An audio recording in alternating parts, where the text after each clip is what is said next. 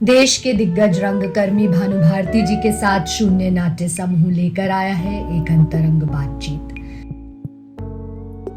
भानु भारती और रंगकर्म एक दूसरे का पर्याय है। रंगकर्म की एक समग्र पाठशाला है भानु भारती। भानु भारती का रंगकर्म प्रकाश की एक सतत यात्रा है। महामाई, देहांतर, कथा कही एक जले पेड़ ने, चंद्रमा सिंह उर्फ चंकू, अंधा युग, तुगलक, बापू में लगातार इस यात्रा को देखा जा सकता है। आइए तय करते हैं मिलकर इस यात्रा के प्रमुख पड़ावों को।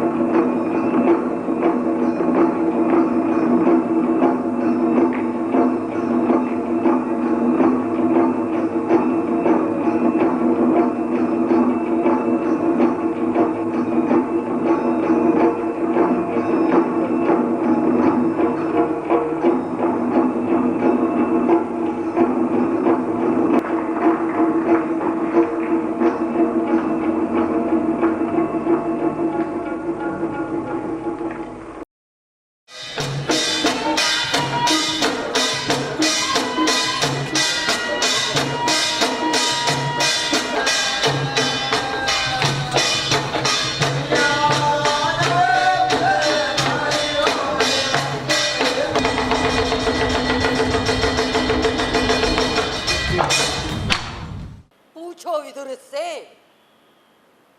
कुशल से है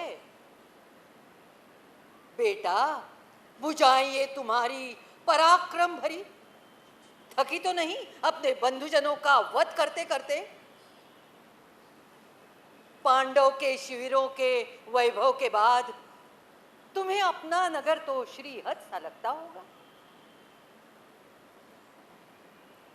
चुप क्यों हो? थका हुआ होगा ये विदुर, इसे फूलों की शैया दो। कोई पराजित दुर्योधन नहीं है ये, सोए जो जाकर सरोवर की कीचड़ में। चुप क्यों है विदुर ये? क्या मैं माता हूं इसके शत्रुओं की इसीलिए? कर में वो क्या खास बात है जिसने आपको संपूर्णता अपने में बांध लिया, या आपने अपना समग्र रंग कर्म को समर्पित कर दिया? रंगमंच, अब हम सब कहते हैं कि जीवंत कला है, लेकिन वो जीवंत क्यों है, इस पर बहुत गंभीरता से विचार शायद थोड़ा कम होता है। चेतन और अवचेतन दोनों का एक कमाल अभिव्यक्ति रंगमंच में होती है, जो मेरा ख्याल है कि किसी दूसरे कला माध्यम में उस तरह से नहीं होती। एक उनका तकिया कलाम था, वो बार बार ये बात रिपीट करते थे, थिएटर डिमांड्स मिलिट्री डिसिप्लिन।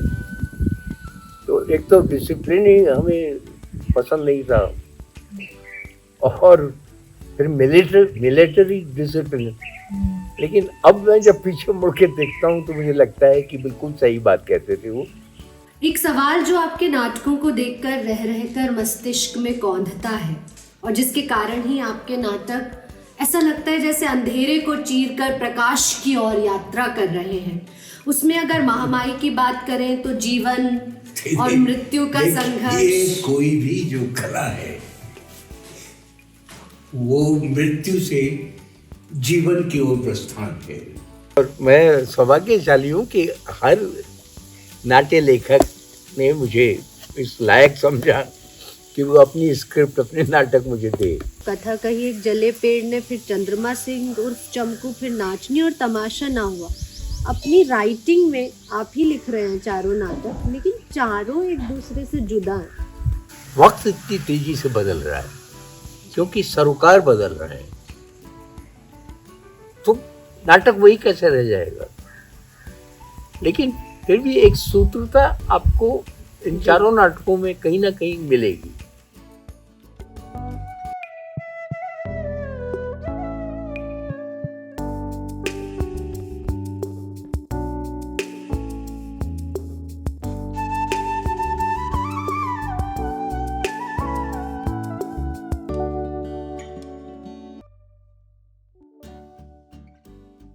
सभी थिएटर प्रेमियों को सादर नमस्कार। आज शून्य थिएटर समूह के लिए अत्यंत सौभाग्य का दिन है कि देश के दिग्गज थिएटर डायरेक्टर भानु भारती हमारे सम्मुख है और हमें उनके साक्षात्कार का सुअवसर प्राप्त हुआ है। मैं रमा यादव मुखातिब हूँ आपसे। नमस्कार सर, सादर स्वागत करते हैं। नमस्कार। रंगमंच के क्षेत्र में भानु भारती जी का अवदान अब अर्ध शताब्दी से अधिक की यात्रा का हो चुका है, यानी 50 वर्षों से ऊपर हो गई है प्रकाश की ये अविरल यात्रा। और ये अत्यंत ही आश्चर्यचकित कर देने वाली बात है कि जब रंगकर्मी यदा कदा ही सिनेमा के बड़े पर्दे या छोटे पर्दे की ओर रुख कर जाते हैं, तब आप अधिक अटल हो रंगकर्म की टेक को लेकर ही चलते रहे। तो पहला सवाल सर यहीं से कि आखिर रंगकर्म में वो क्या खास बात है जिसने आपको संपूर्णता अपने में बांध लिया या आपने अपना समग्र रंगकर्म को समर्पित कर दिया? देखिए, ये इन दो मीडियम्स का अक्सर कंपैरिजन होता है, सिनेमा और थिएटर, जो कि मुझे लगता है गलत। सिनेमा बिल्कुल अलग माध्यम है और रंगमंच बहुत अलग माध्यम है। रंगमंच, अब हम सब कहते हैं कि जीवंत कला है, लेकिन वो जीवंत क्यों है, इस पर बहुत गंभीरता से विचार शायद थोड़ा कम होता है। रंगमंच जितने स्तरों पर काम करता है, सिनेमा अपने आप में बहुत सशक्त माध्यम है, उसको कम करके मैं नहीं आंकता, लेकिन रंगमंच में जो घटित होता है वो अभी और यहाँ होता है। उसमें इतिहास भी वर्तमान हो जाता है और भविष्य भी वर्तमान होता है। वर्तमान के इधर उधर रंगमंच कहीं नहीं। जबकि सिनेमा, एक बार आपने उसे निश्चित कर दिया, उसके बाद वो उसी तरह से, वो हर काल में वो वैसा ही रहेगा, उसमें कोई परिवर्तन नहीं होगा। लेकिन आप एक नाटक करें और आज अभी यहाँ करें और वही नाटक कल फिर आप यहीं इसी जगह पर करें, उसमें परिवर्तन आ जाएगा। सिनेमा में दर्शक पैसिव स्पेक्टेटर की तरह होता है, जबकि रंगमंच में ऐसा नहीं। रंगमंच में दर्शक की सक्रिय भागीदारी और भूमिका होती है। तो ये बहुत बड़ा फर्क है और इसलिए रंगमंच एक जीवंत कला है जो आपको पूरी तरह से कंज्यूम करती, दर्शक को भी, अभिनेता को भी। और थिएटर जो है वो केवल एक बौद्धिक या आध्यात्मिक या भौतिक धरातल पर नहीं, वो हर धरातल पर एक साथ ऑपरेट करता है। और इसीलिए मैंने कहा कि वो आपको अपनी संपूर्णता में कंज्यूम करता है, इन्वॉल्व करता है, आपको सक्रिय करता है, आपको चेतन और अवचेतन दोनों का एक कमाल अभिव्यक्ति रंगमंच में होती है, जो मेरा ख्याल है कि किसी दूसरे कला माध्यम में उस तरह से नहीं होती है। यहाँ पर सर एक सैल्यूट बनता है, क्योंकि ये बात जो आपने कही ये स्पष्ट है कि रंगकर्म क्या करता है, लेकिन इतना निरंतर उस और प्रस्थान देखा कि रंगकर्म, कई बार ऐसा लगता है कि जिन निर्देशकों का होना रंगकर्म के लिए ज़रूरी था वो भी प्रस्थान कर जाते हैं। तो आप यहाँ डटे रहे और आने वाली पीढ़ियों को निरंतर एक ये जीवित जो रंगकर्म की थाती है वो देते रहे, ये एक बहुत बड़ी बात है, क्योंकि इतना मुश्किल है, इतने संघर्ष उनको झेलते। बात क्या है कि सिनेमा केवल कला नहीं है, वो एक व्यवसाय भी है और उसमें बहुत पैसा इन्वॉल्व है, और जहाँ पैसा इन्वॉल्व होगा वहाँ व्यवसाय उससे जुड़ जाएगा जी।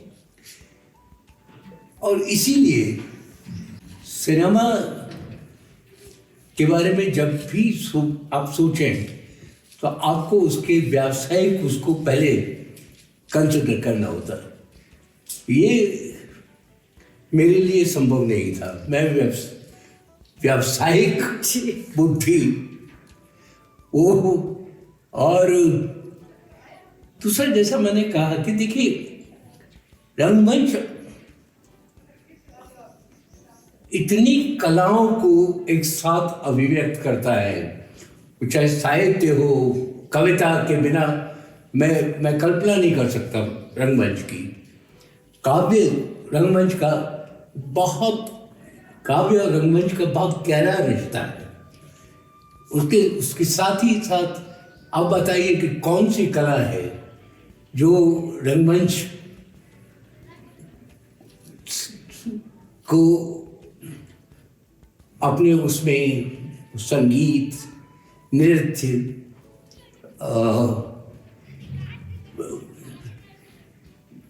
आर्किटेक्चर,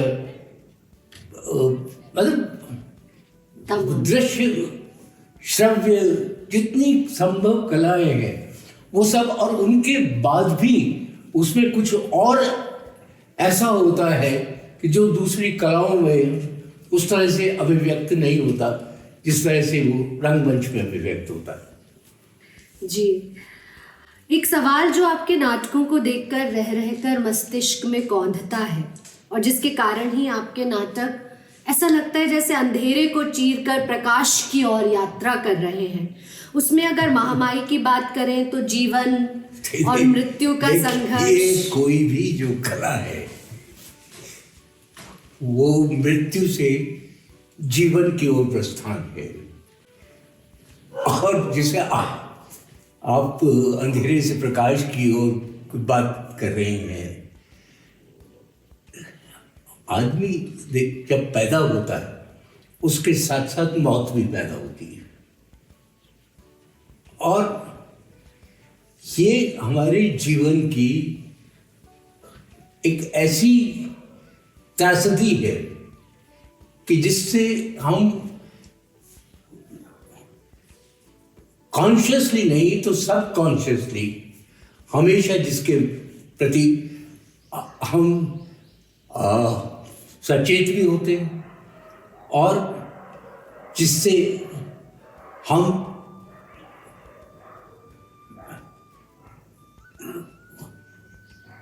निरंतर संघर्षशील भी होते हैं। ये जो हमारे पैदा होने के साथ ही जो मृत्यु का खटका साथ में लगा होता है, वो हमें बाध्य करता है कि हम जीवन को, मतलब मृत्यु और जीवन के उसमें संघर्ष में हम जीवन की ओर उन्मुख हों, और जीवन की ओर जब हम उन्मुख होते हैं तो हमें कलाओं से प्रेरणा मिलती है, क्योंकि तब हमें समझ आता है कि जीवन ना हमारे साथ शुरू हुआ ना हमारे साथ खत्म होगा, और वो अपनी एक निरंतरता में एक प्रवाहमान है, और उस प्रवाह का उस प्रवाह को आप अपनी तरह से किस तरह से संस्पर्शित करके उसे और जीवनोन्मुख बना सकते हैं, ये एक चैलेंज हर व्यक्ति के सामने, हर कलाकार के सामने हमेशा रहता है। तो यही कारण है कि महामाई चुनते हैं आप, उसके बाद फिर ययाति और पुरु का जो एक संबंध वहाँ दिखाई देता है, यौवन, बुढ़ापा, देहांतर, इतनी प्रस्तुतियां हुई इन नाटकों की संपूर्ण भारतवर्ष में। एक समय ऐसा आया कि देहांतर और महामाई हो रहे थे। वही देखिए, महामाई में भी वही है और देहांतर में भी एक तरह से वही है कि अगर आत्म केंद्रित हो जाएंगे तो आप बहुत छोटे हो जाएंगे, क्योंकि आपकी मृत्यु तो निश्चित है लेकिन जीवन समाप्त नहीं होगा। और ये बात अगर आप समझते हैं तो फिर आप बुढ़ापे को भी सहर्ष स्वीकार करते, मृत्यु के लिए भी अपने को तैयार पाते हैं, क्योंकि आप जानते हैं कि मृत्यु आपकी एक शारीरिक वो है जो निश्चितता है जो होनी है, और लेकिन जीवन आपके साथ ना शुरू हुआ ना आपके साथ समाप्त होने वाला है। तब आप फिर मृत्यु को भी सहर्ष स्वीकार करने के लिए तत्पर होते हैं। और ये वाला कि अरे देख वो आ गए, उठ बेटी उठ जा, नाच नाच बेटी, नहीं तो तुझे भी कस लेंगे वो फंदे में, नाच बेटी नाच। ये बिंब और प्रतीक कैसे, वही है कि वही बात वही है कि नाचना क्या है। नाचना जीवन को सेलिब्रेट करना है। नाच जो है वो अभिव्यक्ति है कि जो आप जीवन को, जब जीवन से भरपूर होते हैं तो आप नाच उठते हैं। आनंद की एक जो गहरी अनुभूति अगर कोई है तो वो अभिव्यक्ति, माफ कीजिए, अनुभूति नहीं, अभिव्यक्ति अगर कोई हो सकती है तो वो नाच है। और नाचना जो है, और वो देखिए हमारे मिथ भी है कि मृत्यु के ऊपर खड़े होकर के आप नाचते हैं, तो मृत्यु को एक्सेप्ट करके कि मृत्यु है, लेकिन जीवन मृत्यु से बियॉन्ड है, वो समाप्त नहीं होता। और उसको सेलिब्रेट करने का उसके अभिव्यक्ति का सबसे सशक्त माध्यम अगर कोई है। और आप नाचते हैं इंस्टिंक्टिवली, बच्चा भी नाचता है। जब आप खुश होते हैं तो आप किलकारी भरते हैं, आप कूदते हैं, आप उछलते हैं, ये नाच है। तो नाच मेरे लिए बहुत और एक जीवन की एक ऐसी अनुभूति है, कैसे आनंद की आनंद की ऐसी एक अभिव्यक्ति है जो बहुत सशक्त और आह्लादित कर देने वाली बात। और नाच सकना जो है वो बहुत बड़ी बात है। तो जो लोग नाचते हैं उनके लिए मेरे मन में बहुत श्रद्धा है, बहुत प्यार भी है जी। और नाचनी के देश भर में इतनी प्रस्तुतियां, मैं थोड़ा आगे निकल गई, थोड़ा वापस पीछे आऊंगी कि आपने जिस समय निर्देशन के क्षेत्र में कदम रखा, उस समय अगर राष्ट्रीय नाट्य विद्यालय और दिल्ली के संदर्भ में बात करें या देश के संदर्भ में भी, तो एक बहुत अलग तरह के नाटक हो रहे थे। लेकिन जब आपने शुरुआत की तो द लेसन और रस गंधर्व, द लेसन आपकी स्टूडेंट प्रोडक्शन भी रही और बाद में रेपेट्री के लिए भी राष्ट्रीय नाट्य विद्यालय के लिए आपने किया, और फिर रसगंधर्व मणि मधुकर का। दोनों ही एक अलग तरह की प्रस्तुतियां रही, जो उस समय जिस तरह के नाटक हो रहे थे, जिस गति, रफ्तार और पिच को लेकर वो चल रहे थे, उनसे बिल्कुल एक अलग मंच का कलेवर और सब कुछ। और शायद बाद में इसी की पृष्ठभूमि ये बनते हैं, आगे जाके तांबे के कीड़े होता है। तो ये द लेसन और रसगंधर्व, जब अभी आप स्टूडेंट ही थे तो द लेसन आया, फिर रेपेट्री में दोनों आए साथ। ये क्या दिमाग में चल रहा था, कुछ उस वक्त की परिस्थितियां? द लेसन तो एक ऐसा वो है कि जब आप जवान हो रहे होते हैं, जब आप बड़े हो रहे होते हैं, तो अस्तित्व के प्रति जब आप, तो अस्तित्ववादी सवाल आपके मन में पैदा होते हैं। और उस वक्त एक ये वेटिंग फॉर गोदो या द लेसन, ये जो जिन्हें थिएटर ऑफ द अब्सर्ड के नाम से, तो ये अस्तित्ववादी चिंतन, ये आपको मतलब वही इन जिन सवालों की हम बात कर रहे हैं, तो मतलब कि अगर हम मृत्युन्मुख हैं, अगर हमारी मृत्यु पर, तो फिर इस जीवन का सार क्या है, फिर इस जीवन के अर्थ क्या है, ये इससे हम गुजरते हैं। एक स्टेज होती है जिससे हम सब गुजरते हैं। तो वो दौर होता है जब द लेसन मैंने किया। शिल्प के स्तर पर बहुत भिन्न रहा उस दौरान। जो एक तरह का शिल्प आ रहा था, उसको तोड़ता है, एक नए शिल्प को गढ़ता है, एक नई फॉर्म लेकर आता है। मुझे लगता है कि द लेसन में शिल्प उतना, क्योंकि वो तो उस नाटक में अवस्थित था वो शिल्प, उसमें कोई बहुत शिल्प को लेकर कितने, सिर्फ ये था कि वो नाटक बहुत फेल्ट और बहुत ही मतलब वो संप्रेषण में अपने बहुत सशक्त था। और उसकी वजह ये भी थी कि मुझे बहुत अच्छे अभिनेताओं का साथ भी उसमें मिला, तो उनका भी कंट्रीब्यूशन, और वो तो होता है हर नाटक में अभिनेता का तो लेकिन हाँ, रसगंधर्व के लिए आप कह सकती हैं कि वो एक बहुत ही अलग उस वक्त जिस तरह के नाटक, और खासतौर से राष्ट्रीय नाट्य विद्यालय जिस तरह के नाटकों के लिए जाना जाता था, उसमें वो बहुत एक अलग तरह का प्रयोग था। और जो दर्शक उस समय उस तरह के नाटक देख रहे थे जिसमें थोड़ा, मुझे लगता है कि चीज़ों को बढ़ा चढ़ाकर थोड़ा पारसी प्रसंग भी आ रहे होंगे, दिल्ली की बात कर रही हूँ, उनको एकदम जब ये रसगंधर्व देखना पड़ा दर्शकों को, तो उनकी क्या प्रतिक्रिया रही?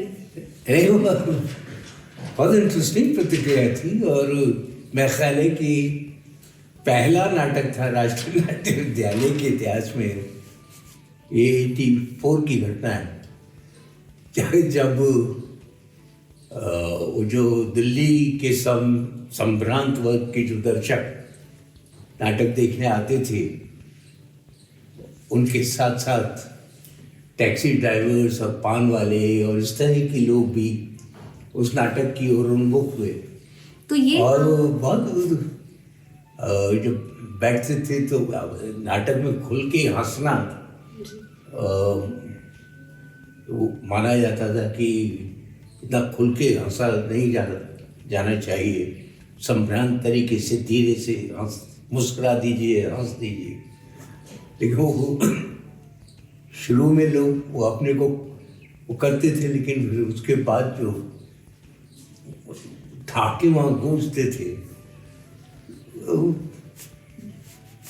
एक अलग ये दौर जो था ये 84 का था सर, या 74 के आसपास, 75 मैंने से 84 बोला।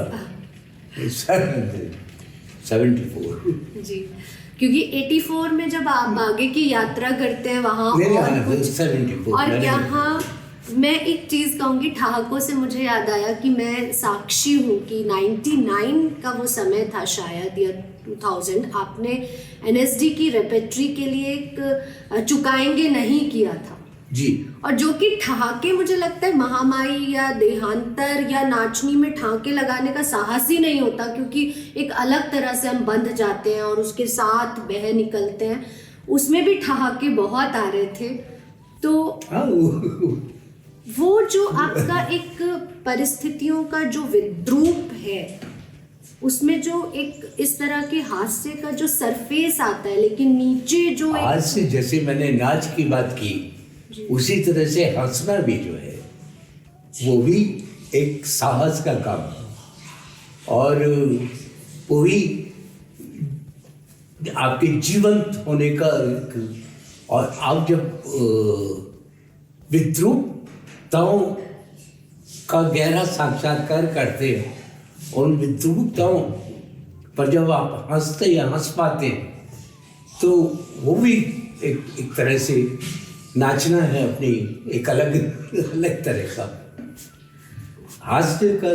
तो बहुत हंसना और हंस पाना, ये भी आपके जीवित होने का एक प्रमाण। और उस नाटक की खूबी ये थी कि मैंने खुद उसका दूसरा शो दूसरों के साथ जाके देखा था, क्योंकि मैं कभी नहीं हंसती, मुझे ऐसा लगता है बहुत ज़्यादा नहीं हंस पाती, लेकिन उस नाटक में वो हंसी हंसना रुक चाहिए। नहीं पा रही थी, और लेकिन परिस्थितियां भी उसमें इतनी विकराल थी, और तब लगा कि ये हो क्या रहा है। विद्रूपता और विकरालता के सामने हंसना ही साहस है। उन पर हंस सकना जी, और उनकी मतलब एब्सर्डिटी जो है, और जब आप उस संकट के पार जब देखते हैं और आपको लगता है कि ये पासिंग फेज है और इससे लड़ा जा सकता है, जब आप अपने को लड़ने के लिए आप तैयार करते हैं, तो फिर आप हंसते हैं। जी, फिर आप विकट से विकट स्थिति में भी आप दो ही चीज़ें हो सकती हैं, या तो आप सरेंडर हो जाएं, जी, आप हार मान लें, या फिर आप हंस के लड़ने के लिए अपने को तैयार पाएं। ये दो ही स्थिति। जी, बहुत ही प्रेरणादायक। और यहीं से थोड़ा सा लाइफ से जुड़ा हुआ सवाल कि जो राष्ट्रीय नाट्य विद्यालय में आपका बैच रहा, जिस समय आप वहाँ विद्यार्थी थे, उसकी कुछ यादें या अपने साथियों के बारे में आप कुछ बताएं, या द लेसन की कास्टिंग जो देखिए, मेरे की। साथ जो लोग थे उनके बारे में सब लोग बहुत जानते हैं, तो बहुत ज़्यादा बात मैं नहीं करूँगा, लेकिन मैं ये ज़रूर कहूँगा कि मैं खुशकिस्मत था कि मेरे बैच में, और जब मैं NST में था, तो बहुत प्रतिभाशाली लोग मेरे साथ मेरी क्लास में भी थे और स्कूल में भी थे। मेरी क्लास में नसीर थे, नसीरुद्दीन शाह, ओमपुरी थे, बंसी कौल थे, ज्योति देशपांडे जो अब ज्योति सुभाष हैं वो थी, कर्नाटक में काम कर रही हैं, अभी नाम याद आएगा, जयश्री थी, विजय मोहंती थे। तो बहुत इस तरह का बैच था जिन्होंने अपनी अपनी तरह से हमारे वक्त पर, हमारे समय के रंगमंच पर, और ओम और नसीर सिनेमा में ज़्यादा हो रहे, लेकिन नाटक से तो उन्होंने अपनी अपनी तरह से बहुत सशक्त इंटरवेंशन किया है और मतलब बहुत और उसी वक्त मनोहर सिंह थे, सुरेखा सीकरी थी, उत्तरा बावकर थी, मतलब काफ़ी इस तरह के वो लोगों के साथ आत्मिक समय भी बिताने को मिला, दोस्तियाँ भी, और इनके साथ काम करने का और इन्हें काम करते हुए देखने का और इनके साथ काम करने का, मिलकर साथ काम करने का, ये मैं मानता हूँ कि मैं इस मामले में काफ़ी सौभाग्यशाली था। और ये आने वाली पीढ़ियों का, वर्तमान पीढ़ियों का, और जिन पीढ़ियों ने आपके साथ काम किया उनका सौभाग्य है कि लगातार रंगकर में जिस तरह के मानदंड आप स्थापित करते चले गए और सीखती चली गई पीढ़ियाँ, जो कि बहुत ज़रूरी है एक थिएटर के विद्यार्थी के लिए। तो सर, हमने देखा है कि आपके जो अलग अलग नाटक हैं, जैसे डूबी लड़की की कहानी, जो फिर से आपने राष्ट्रीय नाट्य विद्यालय के लिए 2009 में एक प्रोडक्शन किया, या तेजी बरार नाम से जो आपने एक नाटक किया। कुछ नाटकों में तो सेट देखा मैंने एकदम बिल्कुल ही तेजी बरार में एकदम आश्चर्यचकित रह गए। वो नाटक हमने देखा, हमारा सौभाग्य कि ऊपर कुछ आपने अलग बनाया हुआ है, नीचे भी हो रहा है, ऊपर। इसी तरह डूबी लड़की के कहानी में भी स्टेज की डिफरेंट लेयर्स, और कुछ जगह मैं देखती थी कि स्टेज बिल्कुल एकदम कुछ है ही नहीं, मतलब बेयर स्टेज पे आप खेल रहे हैं। तो ये आपके शिल्प में मंच को लेके इतनी तरह का जो कॉन्ट्रास्ट है कि कहीं तो मतलब डबल स्टेज देखिए, जो मेरे लिए एकदम बहुत ही नया अनुभव था, बहुत सीखने वाला कि ये कैसे हो गया, वहाँ से तेजी बरार नीचे उतरती चली आ गई। एक और डूबी लड़की की कहानी में या महामाई में भी पीछे वो गुफा, और एक और हम देखते हैं कि देहांतर में इतने बड़े बड़े सीन्स, देह परिवर्तन ऐसे ही हो रहा है और हम डूबे जा रहे हैं। तो ये शिल्प के इतने सारे थिएटर कि एक जगह अटे नहीं। ये थिएटर का यही तो आनंद है थिएटर का, कि थिएटर में आप स्पेस को इतनी तरह से इस्तेमाल करते हैं। आप खाली स्थान में भी आप कुछ भी बना के खड़ा कर दे सकते हैं, और आप आर्किटेक्चरली भी स्पेस को डिवाइड करके, जो डूबी लड़की या कौन सा दूसरा तेजी बरार वगैरह, तो मतलब यही वो है कि आप स्पेस के साथ खेलते हैं थिएटर में, और उस अनंत संभावनाएं थिएटर आपको स्पेस के इस्तेमाल की देता है। यही एक खूबसूरती है, और ये आनंद मैं क्यों ना लूँ, मैं क्यों मतलब कोई एक उसमें बंद के क्यों रहा हूँ। ये बात संभावना है, मतलब उसको सर बड़ा तो। और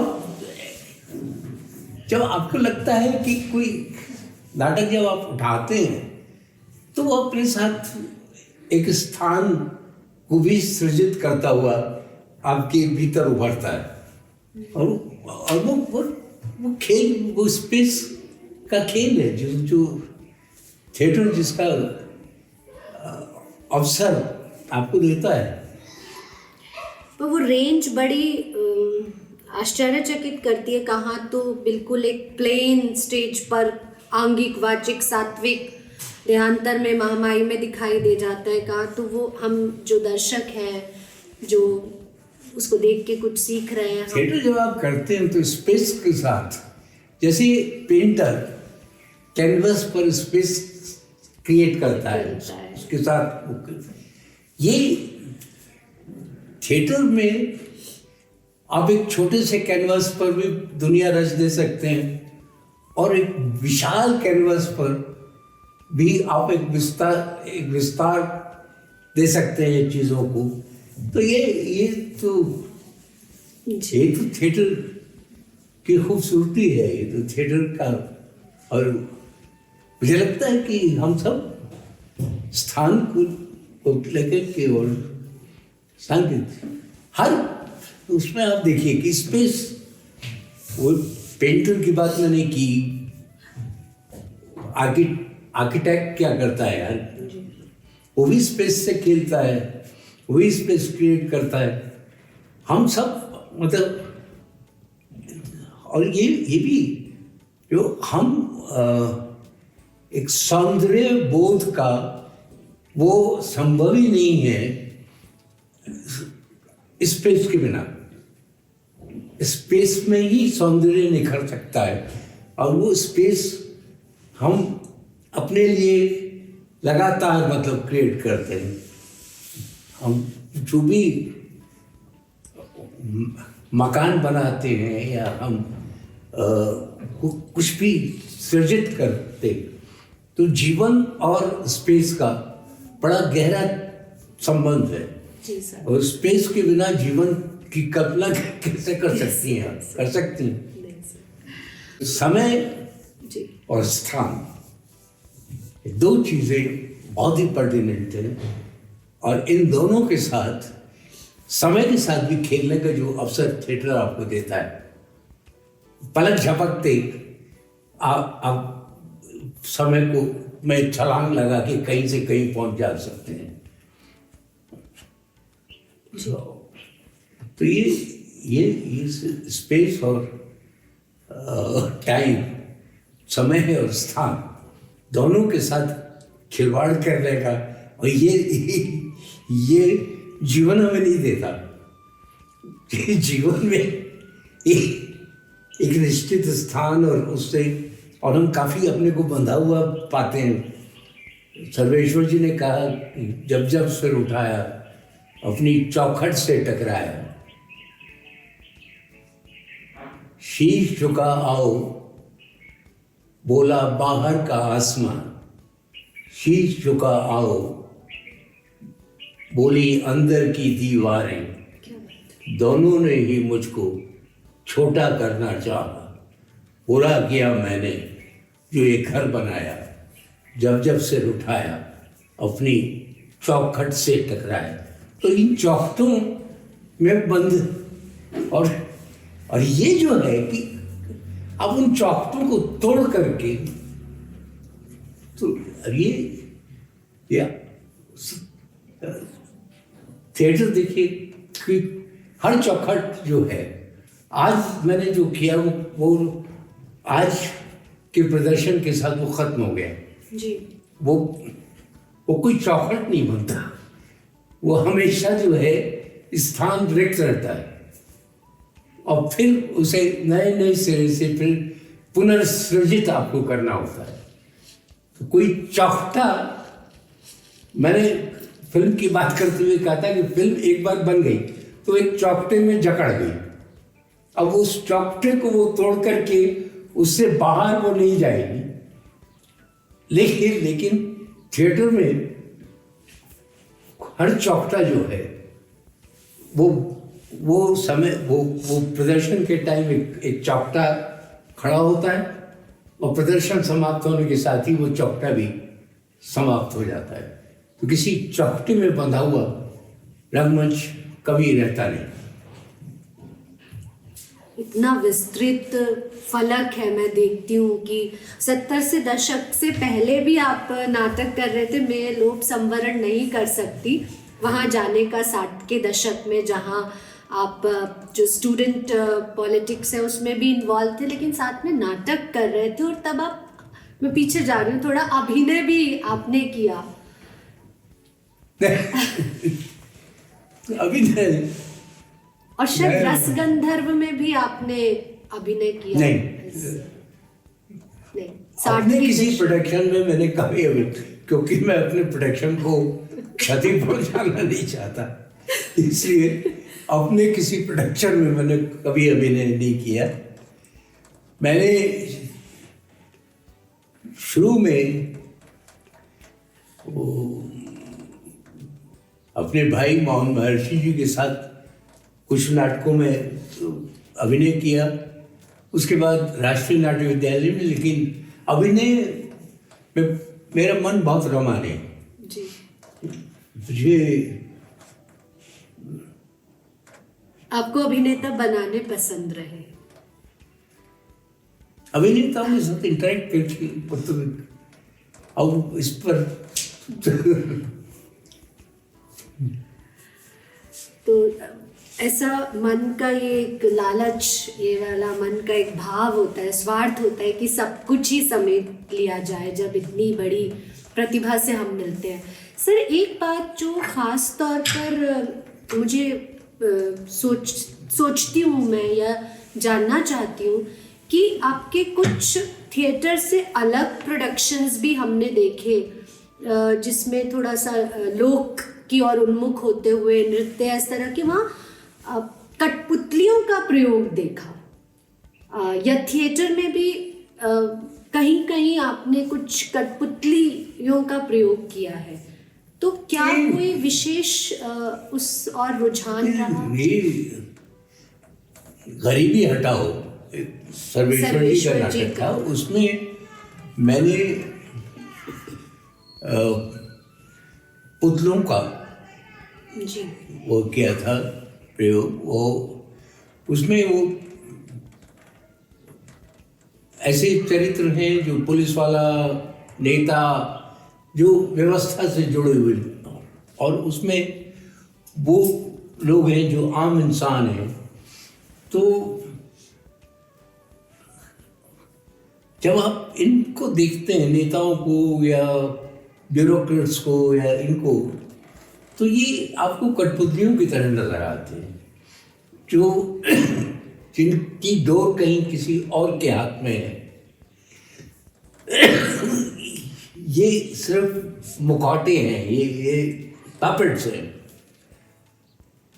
तो उस नाटक में ये इस तरह के जो चरित्र थे, उन्हें मैंने कठपुतली के माध्यम से अभिव्यक्त किया, जिनकी डोर एक काली काली लबादी में ढकी हुई अदृश्य उसके हाथ में थी, जो उन्हें संचालित कर रहा था।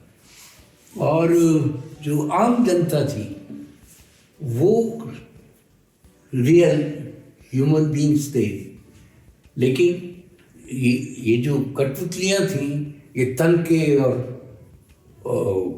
टक टक करती हुई चलती थी मंच पर, और ये जो साधारण लोग थे, जो आम जनता थी, वो रेंगती हुई घुटनों के बल, पेट के बल चलती थी। तो वो एक अपने आप में वो एक इतना स्ट्रॉन्ग स्टेटमेंट बन जाता है। तो उस तरह से बाकी लोक संगीत, लोक नृत्य और इनके साथ भी मैंने जो कहीं ये राजस्थान का कुछ पुट भी रहा होगा उसमें, जो एक कठपुतलियों को लेके जो आपका एक अलग शायद सबकॉन्शियसली, हाँ, क्योंकि ये जो लोग थे जो जिन्होंने ये पुतले बनाए, पहली बार इतने बड़े पुतले उन्होंने बनाए। वो छोटी छोटी धागे की पुतलियाँ बनाने वाले लोग थे, पहली बार उन्होंने इतने बड़े पुतले बनाए, और उसको बनवाने समय लगा, उनके साथ बैठ करके करवाना। ये जो पुतले थे ये 2.5 से 3 फीट बड़े थे। तो बाकी तो धागा पुतलियाँ तो मुश्किल से 9 इंच की होती हैं, फुट से ज़्यादा बड़ी नहीं होती। जैसा कि बातों से भी पता चल रहा है और हमने सुना है, हमने खुद जाना है कि एक खांचे में अटे नहीं। तो अभी आप रेपेट्री में थे राष्ट्रीय नाट्य विद्यालय की, और अचानक ही वहाँ 1 ही साल रहे आप, और फिर आज रंगमंडल बाद में आया, लेकिन उससे पहले आपने एक सबरंग नाम से आप दोस्तों ने मिलके कुछ, तो वो अलग अलग तरह का प्रयोग, वहाँ रसगंधर, फिर बाहर हेमलेट आपने किया। तो वही जो आपने कहा, सीखचों को तोड़ना, खांचों को तोड़ना, और उसके बाद जैसा कि मुझे जितना पता है आप लखनऊ गए, और जो कक्कड़ जी जिनके विषय में हमने पढ़ा है यदा कदा, कि वो भुवनेश्वर के मित्र हुआ करते थे और कुछ करना चाहते थे। उनके वो मतलब जब जवान हो रहे थे तो भुवनेश्वर के फैन हुआ करते थे। जी। तो वहाँ तो क्या पूछना में, चाह रहे हैं? हाँ, वहाँ ये जो एक भारतीय रंगमंच को भुवनेश्वर मिले, हिंदी साहित्य की विद्यार्थी होने देखिए के नाते, विडम्बना है, मैं इस बारे में लिख भी चुका हूँ, बहुत बार बात भी कर चुका हूँ। एक विडम्बना है कि भुवनेश्वर जैसी प्रतिभा का को समझने में इतना टाइम लगा हमें, और वो जो प्रयोग उन्होंने उस वक्त नाटक में किए, नाट्य लेखन में किए, वो बहुत अद्भुत। हम सब एब्सर्ड थिएटर जो है वो वेस्ट से आया हुआ एक कॉन्सेप्ट मानते हैं, लेकिन एब्सर्डिटी को थिएटर में जितनी गहरी तरीके से भुवनेश्वर ने अपने नाटक में, खासतौर से तांबे की कीड़े में जिस तरह से अभिव्यक्त किया है, या आज़ादी की नींद जैसे नाटक में जिस तरह से अभिव्यक्त किया है, वो अद्भुत है। और मैंने लिख के ये बात कही कि न सिर्फ हिंदुस्तान का बल्कि दुनिया का पहला एब्सर्ड नाटक तांबे की कीड़े जो 46 में लिखा गया, जबकि ये जो एब्सर्डिज्म जिसको हम कहते हैं, ये थिएटर में जो एनेस्को और बैकेट और इन लोगों के माध्यम से ये 50s में आया, अर्ली 50s में। तांबे के कीड़े 46 में छप चुका था, और जबकि यहाँ कोई वो रंग, उस तरह की जीवंत आधुनिक रंगमंच की जीवंत परंपरा उस समय नहीं थी उपलब्ध, तब भुवनेश्वर ने वो नाटक लिखा।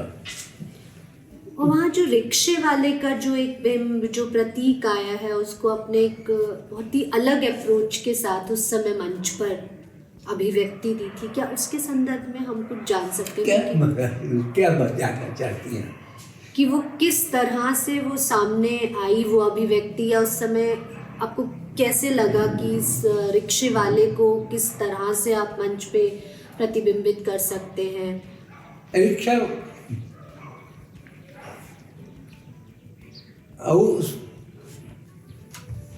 वो लेटा हुआ था, वो अभिनेता, दोनों पांव हवा में करके, और ये था, और हवा में पेडल मार रहा था। अब आप अगर रिक्शा वाले को देखें और उसे उल्टा कर दें तो वो हवा में पेडल मारता हुआ ही तो नजर आएगा आपको। तो अब ये तो देखिए, ये तो, और ये जो आप पूछ रहे हैं, ये तो आप लगातार करते हैं थिएटर में। ये एक नाटक की है, एक रिक्शा वाला, वो तो पूरा एक अभिव्यक्ति का एक वो है। तो जब आपको एक रिक्शा वाला क्रिएट करना होता है तो आप रिक्शा थोड़ी ले आएंगे स्टेज पे, और लाएंगे तो आप, अब जैसे गोदान जब मैंने किया तो अब उसमें गाय, अब मैंने सुना कि लखनऊ में ही एक नाटक हुआ जिसमें वो सचमुच की गाय स्टेज पर ले आए और गाय बिदक के भागी। और लेकिन आपको गाय नहीं लानी होती है, गाय सिर्फ ये करके आप गाय बना दे सकते हैं अभिनेता को। तो गाय तो इसी तरह से रिक्शा वाला हो या कुछ हो, अब आप रिक्शा ले आएंगे स्टेज पे तो वो फिर रंगमंच नहीं होगा। फिल्म में तो रिक्शा ही आपको लाना पड़ेगा, लेकिन फिल्म में आप गोदान पर फिल्म बनाएंगे तो आप गाय लाएंगे। लेकिन अगर रंगमंच में आप गाय लाएंगे या रंगमंच में आप रिक्शा ले आएंगे मंच पर, तो आप रंगमंच की भी हत्या करेंगे और वो जो स्पेस है उसके साथ जो अन्याय करेंगे आप। रंगमंच की स्पेस है उसे भी वायलेट करेंगे। रंगमंच के विद्यार्थी जो हैं इस इंटरव्यू को सुन के मुझे लगता है कि कुछ जान पाए क्राफ्ट के बारे में, उस शिल्प के बारे में जो आपने इन विविध नाटकों में किया, और शायद अपनी तरीके से फिर वो भी कोई एक शिल्प तलाश पाए, कुछ नया शिल्प तलाशने की मैंने उनमें आपसे कहा कि अलग जब जगह। स्पेस खाली होती है जी और जब आप वहाँ कुछ सृजित करने चलते हैं, तो फिर वो जो बातें आप कर रही हैं तो वो, और वो जो नाटकीय स्थितियाँ हैं, जो नाटक है, उसी से वो उद्भूत होती हैं। जी तो यही तो थिएटर है, और यही थिएटर का मजा है कि आप कोई उसमें कोई बंधाया पैटर्न में। ये जो शास्त्रीय जो और उनकी परिपाटी की, उस परिपाटी में आप करें उस स्टाइल, ये जो है, ये आप जैसे लोगों का काम है कि आप शिल्प और उस पर बात करें, आप स्टाइल, ये कौन सा स्टाइल है, ये एब्सर्ड नाटक है, ये रियलिस्टिक नाटक है, ये एपिक थिएटर है, ये आप जैसे जो अध्येता है रंगमंच की, उनका काम है वो। सर वो गुस्ताखी इस तरह माफ, के- वैसे तो मैं आगे मेरे लिए कभी ये चौकटे नहीं रहे। या- मेरे को जब मुझे नाटक ने जो वो किया, नाटक की जो जरूरत मुझे लगी, उससे मेरा शिल्प से बंध के मैंने नाटक नहीं किया।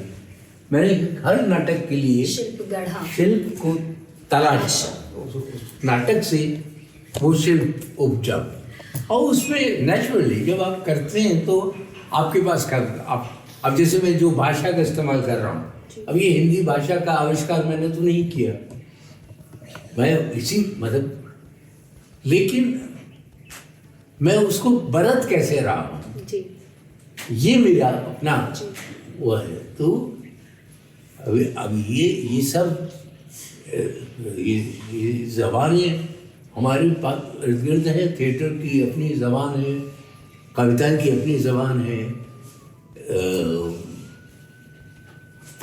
दृश्य कला की अपनी जबान है, और संगीत की अपनी, और वो वहाँ से फिर उस सब से और इस सब को बरतने की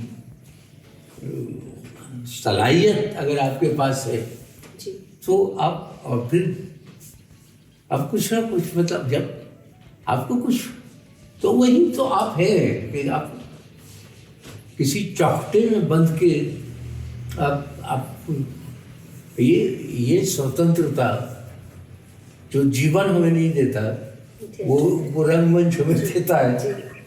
समझ पाए सर। रंगमंच जीवन से ज्यादा जीवंत है, उससे ज्यादा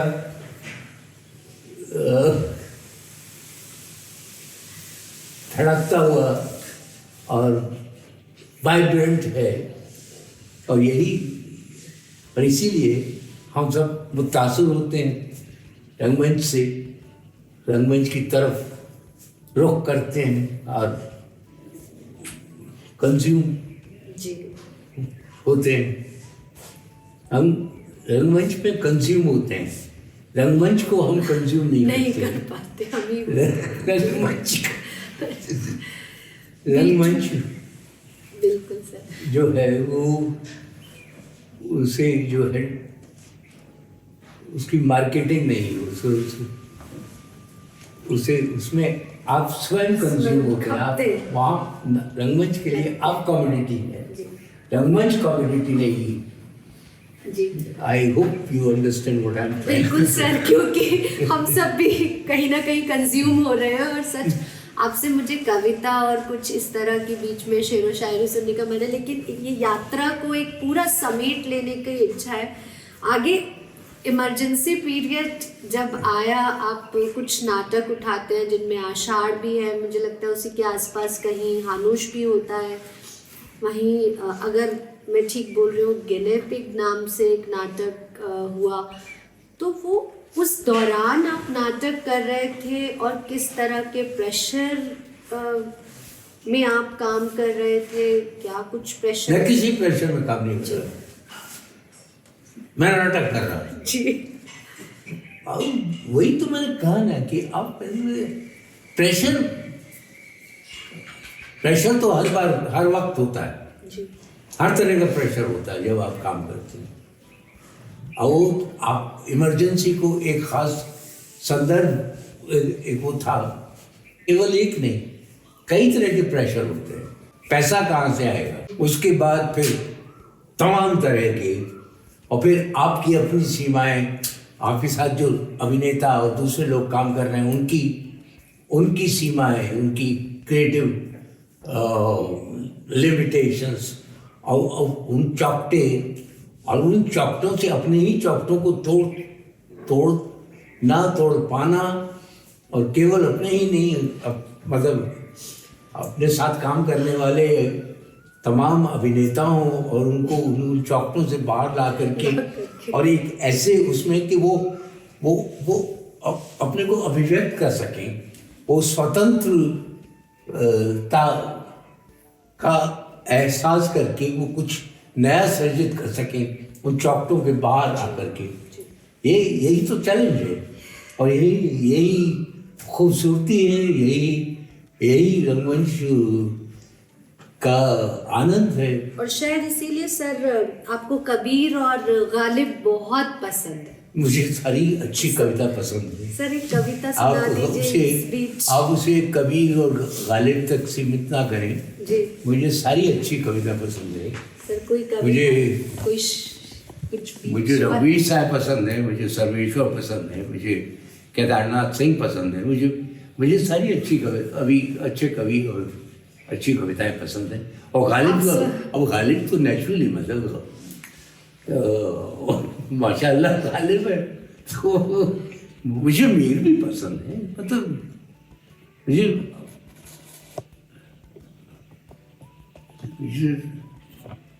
सारी अच्छी कविता पसंद है।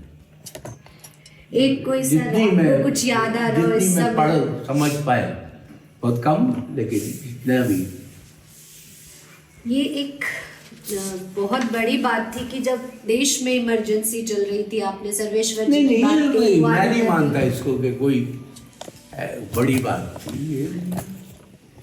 ये तो उनके चौकटे थे, उनके चौकटों को मैं अब गिरी पे सेंसर करने के लिए भेजा गया। मुझे मालूम था कि वहाँ जो सेंसर करने वाले लोग हैं उनके पल्ले ही नहीं पड़ेगा। उनके चौकटे मुझे पता थे कि कितनी समझ होगी उनकी, और वो सेंसर होके आ गया, और जिन्होंने सेंसर किया उन्होंने समझा ही नहीं। तो मैं आश्वस्त था कि उनके पल्ले नहीं पड़ेगा। तो उसमें मेरा सिर्फ इतना ही था कि मुझे उनकी सीमाएं पता थी कि वो जो वहाँ पर वो सेंसर करने बैठे होंगे उनके पल्ले नाटक पड़ेगा नहीं। और वो सेंसर हो क्या गया।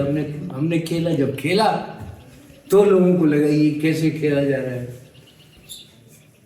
लेकिन वो तब कुछ कर नहीं सकते थे क्योंकि उन्होंने खुद सेंसर करके दिया था। क्या बात है। तो और यही होना चाहिए ऐसे दौर में।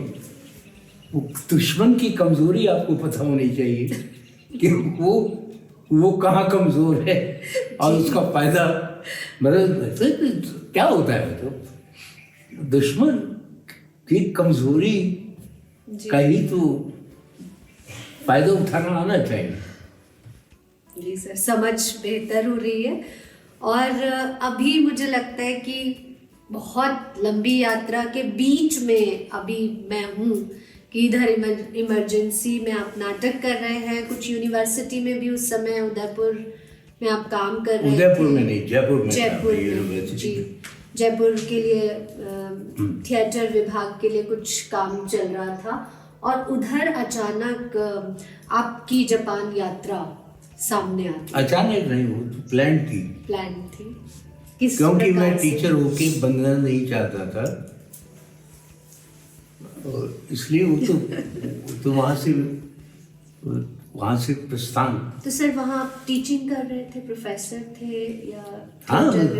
मैंने थिएटर डिपार्टमेंट नहीं, वो जो मेरी परिकल्पना थी वो इंस्टीट्यूट ऑफ ड्रामेटिक आर्ट्स की थी, जिसे लोगों ने मेरे जाने के बाद बर्बाद कर दिया, और अब वहाँ वही MA पढ़ाया जा रहा है जो मैं कभी नहीं चाहता था। अब उस पर आप बात करना चाहती हैं तो फिर उस पर विस्तार से बात करेंगे। जी सर, थोड़ा सा बात करना चाहेंगे क्योंकि पूरी यात्रा समेट रहा है इंटरव्यू में, तो अगर आप प्रकाश डालें। नहीं, क्या मतलब, क्या जानना चाह रही हैं? तो उस समय जब किस तरह की पढ़ाई हो रही थी, जब आप पढ़ा रहे थे, किस तरह? नहीं, वो तो एक शुरुआत थी, और क्योंकि तब कोई डिपार्टमेंट वहाँ नहीं था, कोई वो नहीं था, एक शुरुआत के लिए एक पार्ट टाइम डिप्लोमा कोर्स हमने शुरू किया जयपुर में, और उसके साथ साथ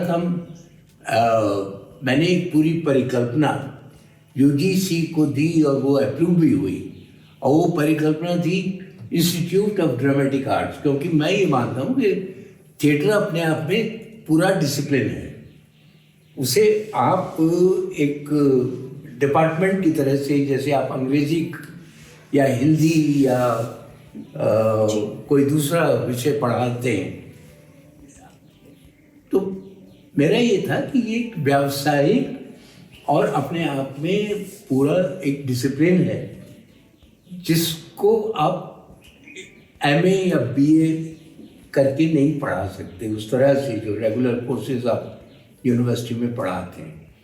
तो मेरी परिकल्पना थी इंस्टीट्यूट ऑफ ड्रामेटिक आर्ट्स, जिसमें 3 साल का ग्रेजुएशन और 2 साल का पोस्ट ग्रेजुएशन होगा, और वो केवल थिएटर में ही, तो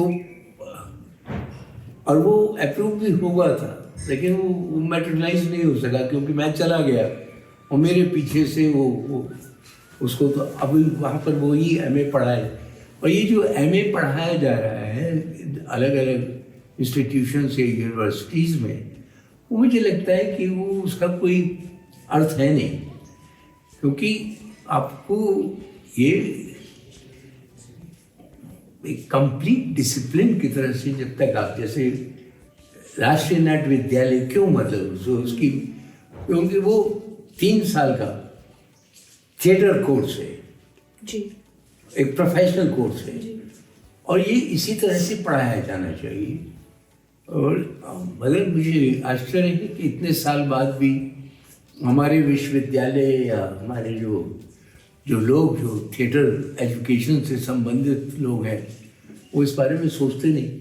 ये जब मैं 75 में, जब राजस्थान यूनिवर्सिटी में जब मुझे ये मौका मिला और मैंने उसकी प्रस्तावना तैयार की और UGC से अप्रूव करवाई, तो तभी मेरा ये था कि ये एक डिपार्टमेंट की तरह से नहीं, ये एक कंप्लीट डिसिप्लिन की तरह से पढ़ाया जाना चाहिए, और इसलिए university institute of dramatic arts की प्रस्तावना थी, जो मैटेरियलाइज किन्हीं कारणों से नहीं हो पाई, और वहाँ भी अब वही MA पढ़ाया जा रहा है दूसरे विश्वविद्यालयों की तरह से। तो सर वही, जैसे आपने बीच में भुवनेश्वर की बात करी, तो वही मैं जानना चाहता हूँ कि ऐसा क्यों है कि हम बाहर के विदेशी जो राइटर्स हैं उनकी तरफ भागते हैं। और मैंने देखा आपने खुद भी कुछ नाटक लिखे, कथा कही एक जले पेड़ ने, चंद्रमा सिंह उर्फ चमकू। तो ये ऐसा क्यों है कि हमारी जो थिएटर की सोसाइटी है वो हेनरिक इब्सन और इन बाहर के विदेशी नाटककारों की तरफ जाते हैं, जबकि एक भुवनेश्वर जैसी टैलेंट, भुवनेश्वर जैसा टैलेंट हमारे भारत में ही है। तो ऐसा आपको क्यों लगता है? इसे देखिए, देश विदेश करके बने ये सब हमारे रंगमंचीय उसके अनुभव हैं, और उनमें कहीं ना कहीं वो सत्य है जो ब्रिटेन या फ्रांस या अमेरिका जहाँ वो नाटक लिखा गया उतना ही रेलेवेंट वो हमारे लिए है। अब जैसे जॉर्ज बर्नार्ड शॉ का प्रसिद्ध नाटक है पिग्मेलियन, उसका एडेप्टेशन कुदसिया जैदी ने आज़र का ख्वाब नाम से किया, जिसे मैंने खेला। तो अब वो नाटक इसी तरह से एक दूसरा एग्जाम्पल मैं आपको दूं कि डेथ ऑफ ए सेल्समैन, ये इसको लोग कहते हैं कि टिपिकली अमेरिकन नाटक है। ये अमेरिकन जो एक काल था जिसमें जो जब मंदी का काल था जी। उस वक्त ये नाटक लिखा गया और ये टिपिकली अमेरिकन नाटक है। लेकिन उसी नाटक को मैंने एक सपने की मौत नाम से यहाँ किया और उसमें जो ये सेल्समैन है ये वो पंजाबी रेफ्यूजी है जो पार्टीशन के बाद आके दिल्ली में बसा।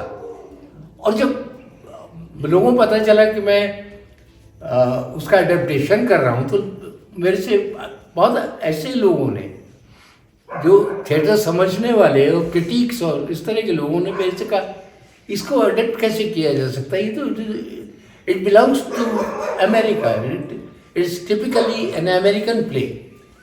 मैंने कहा नहीं आप और जब ये नाटक खेला गया तो लोगों को लगा ही नहीं कि ये कोई विदेशी नाटक है, लोगों को लगा कि हाँ ये तो बात वो है कि वो नज़र आपके पास होनी चाहिए कि आप वहाँ से जो चीज़ें हैं, वहाँ के जो नाटक हैं, उन्हें अपने यहाँ इसी तरह से कंजूस नाटक है। अब वो मतलब उस नाटक को अगर कोई आपको बताए नहीं कि ये मॉलियर, हाँ मॉलियर का नाटक है, जी माइजर जी का एडेप्टेशन है, तो आप पहचान ही नहीं पाएंगे। आपको लगेगा कि ये हमारा ही नाटक, ये ओरिजिनल हमारा नाटक है। जी। तो ये तो उस तरह से मैं नहीं देखता और ना देखना चाहिए। ये सब हमारे ये मानवीय अभिव्यक्ति का वो है ना। तो अगर वो अमेरिका में कहीं कुछ लिखा जा रहा है या किया जा रहा है, या फ्रांस में या जर्मनी में या इंग्लैंड में कहीं भी अगर कोई, तो मतलब ब्रेख्त कितना हमारे यहाँ खेला गया, क्यों खेला गया। और नाटक जब मैंने कहा कि नाटक यहाँ और अभी घटित होता है और वो उसमें एक स्थानिकता होती है। नाटक जब आप उदयपुर के स्टेज पे करते हैं तो उदयपुर उसमें आप चाहें या ना चाहें, आप कॉन्शियसली ना भी करें तो भी उदयपुर उसमें घुस आएगा। और वही नाटक जब आप दिल्ली में करेंगे तो दिल्ली उसमें घुस आएगा। तो वो स्थानिकता जो है वो उसमें इन्फ्लेट्रेट करेगी, क्योंकि वो दर्शक उदयपुर को बिलोंग करता है, क्योंकि वो दर्शक दिल्ली को बिलोंग करता है, क्योंकि वो दर्शक लंदन में बैठा है, क्योंकि वो दर्शक न्यूयॉर्क में बैठा है। तो वो स्थानिकता जो है वो I hope you are getting me what I am trying to say. तो ये जो है ये स्थानिकता भी ये बहुत मज़ेदार चीज़ है कि वही नाटक उदयपुर में अलग मीन करेगा, दिल्ली में कुछ अलग मीन करेगा, और उसे आप यूपी के किसी शहर में या कस्बे में या गांव में करेंगे तो अलग अलग अर्थ ग्रहण कर लेगा। तो यही मज़ा है।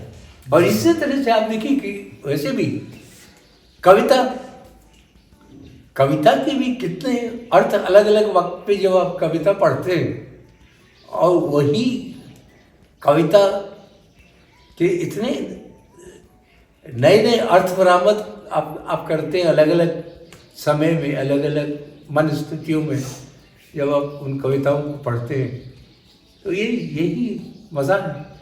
और वो तो, मतलब ये किसी चौखटे में, किसी बाउंड्री में, किसी देश काल में, वो देश काल का अतिक्रमण करता है। वो चाहे रंगमंच हो, चाहे अच्छा काव्य हो, चाहे अच्छा लिटरेचर हो, चाहे अच्छी कला, पेंटिंग्स या म्यूजिक या ये अपने देश काल का अतिक्रमण करके, और वही एक बात है कि वो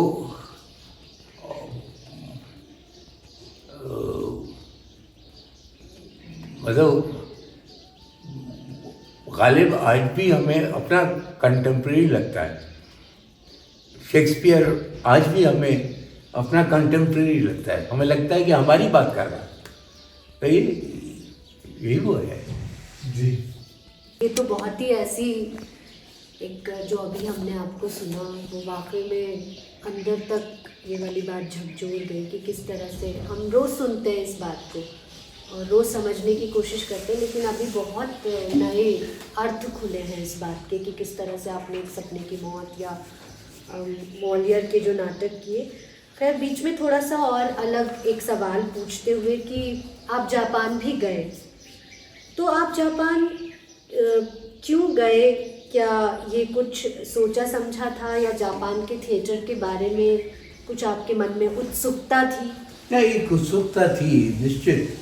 देखिए, राष्ट्रीय नाट्य विद्यालय में रहते हुए या हिंदुस्तान में फॉर दैट मैटर, हमें पश्चिमी साहित्य का, पश्चिमी रंगमंच का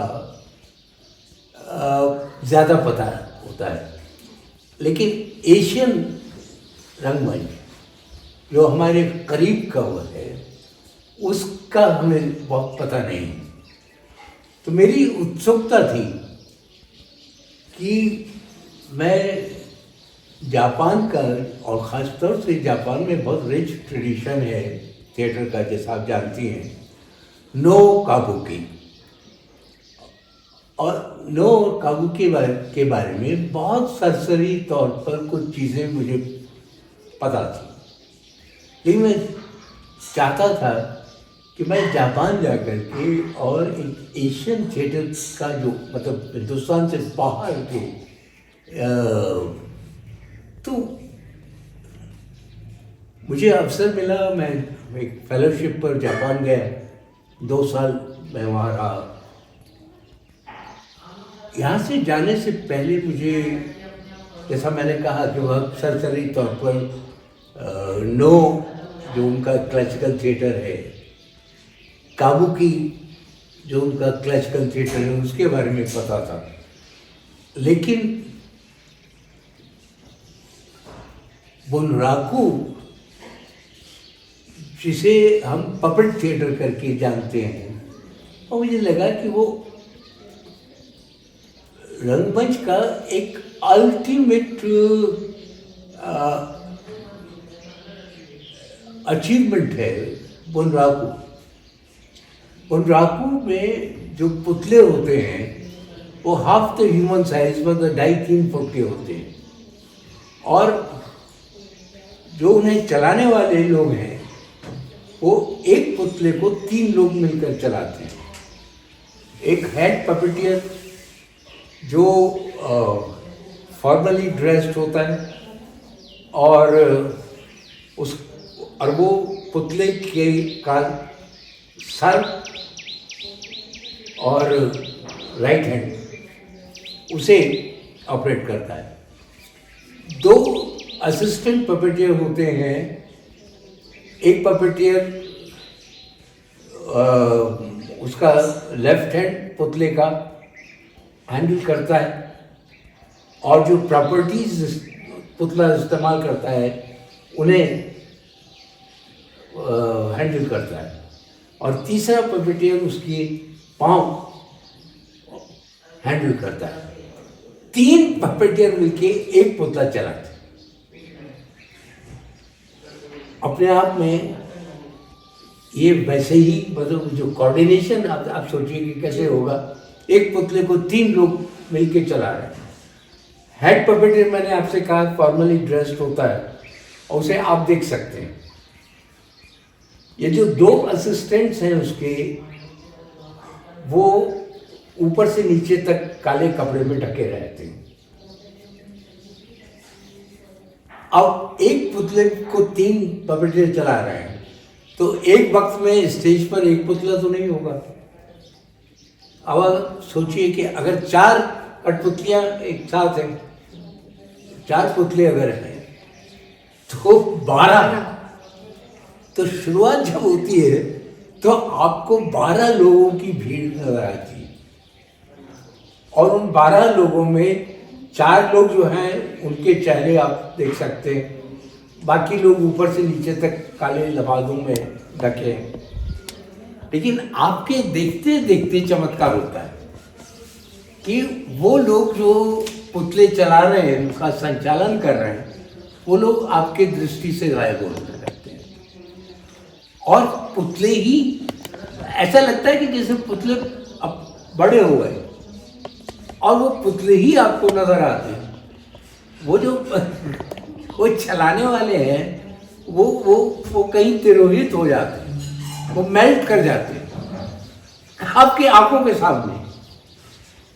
दूसरा, ये जो 4 मुख्य पपेटियर, मान लीजिए 4 अगर एक साथ पुतले हैं, तो ये जो 4 मुख्य संचालक हैं, पपेटियर्स हैं, इनका चेहरा तो आपके सामने है, बाकी तो लबादा पहने हुए हैं। तो लेकिन मजाल है कि उनके चेहरे पर कोई एक्सप्रेशन, वो पलक भी नहीं झपकते, वो बिल्कुल निर्विकार रूप से उन पुतलों को, वो पुतला लड़ रहा है, वो तलवार बांध रहा है, वो चिल्ला रहा है, वो रो रहा है, वो सब कुछ कर रहा है, लेकिन ये जो चलाने वाला है, इसके चेहरे पर कोई एक्सप्रेशन, कोई भाव नहीं है। अब आप समझ गए मैं क्या कह रहा हूँ। पुतला जो है उसकी बाहों भी चलती है, उसकी आँख के वो पुतलियाँ भी वो होती हैं, उसका मुंह भी खुलता बंद होता है, वो इतना आर्टिकुलेट है। और ये जो चला रहा है, जो जीवित व्यक्ति है, वो बिल्कुल निर्विकार, भावहीन, जैसे उसका उससे कोई, इतनी बड़ी साधना है, आप सोच सकती हैं। मेरे लिए वो ये अल्टीमेट अनुभव था। हम जो अभिनेता और चरित्र के बीच, कैरेक्टर और एक्टर के बीच का जो संबंध, उसकी व्याख्या करते हुए आज तक ठीक से नहीं व्याख्या कर पाए। वो पात्र अभिनेता होता है या पात्र चरित्र होता है। पात्र का मतलब आप समझते हैं। तो अब तो ये वहाँ पर प्रत्यक्ष देखने को मिला कि वो जो चला रहा है वो निर्विकार है, वो भावहीन बिल्कुल, उसके आंख में भी कोई एक्सप्रेशन नहीं, आप देख सकते हैं। और ये जो पुतले हैं, एक पुतले को 3 लोग ऑपरेट कर रहे हैं, लेकिन वो मेल्ट होकर के गायब हो जाते हैं 3 लोग। वो 12 के 12 लोग 4 पुतले जो चला रहे हैं, और वो पुतले ही ग्रो कर जाते हैं आपके आँख के सामने, आपके अपने उसमें। और ये है। उसके अलावा साइड में एक छोटा स्टेज होता है,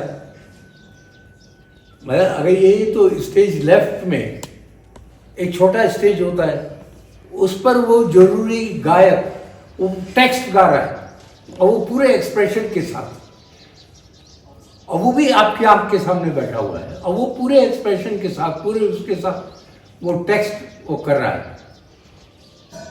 और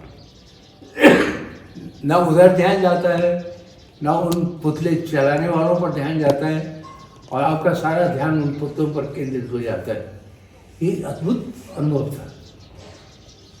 तो ये जो चीज़ है, अब आप सोचिए, एक तो आप 3 लोग मिलकर के एक पुतला चलाएं, उनके बीच का कोऑर्डिनेशन कैसे, और कितनी बड़ी साधना है ये। मतलब वो सांस भी जो है एक साथ लेते हैं, और मजाल है कि वो मतलब कोऑर्डिनेशन जो है उन पुतलों के संचालन में कहीं जरा सी भी चूक हो जाए, लगता ही नहीं कि 3 लोग मिलकर के। और यही अनुभव मुझे हुआ जब मैंने केरल में मालिश करवाई, तो वो 2 लोग मिलके आपकी मालिश करते हैं, लेकिन अगर आप आंख बंद कर लें तो आपको लगेगा ही नहीं कि 2 लोग मालिश कर रहे हैं, आपको लगेगा एक ही व्यक्ति मालिश कर रहा है। उनका जो मतलब जितना एक व्यक्ति के हाथ का प्रेशर है एग्जैक्टली उतना ही प्रेशर दूसरे व्यक्ति का है।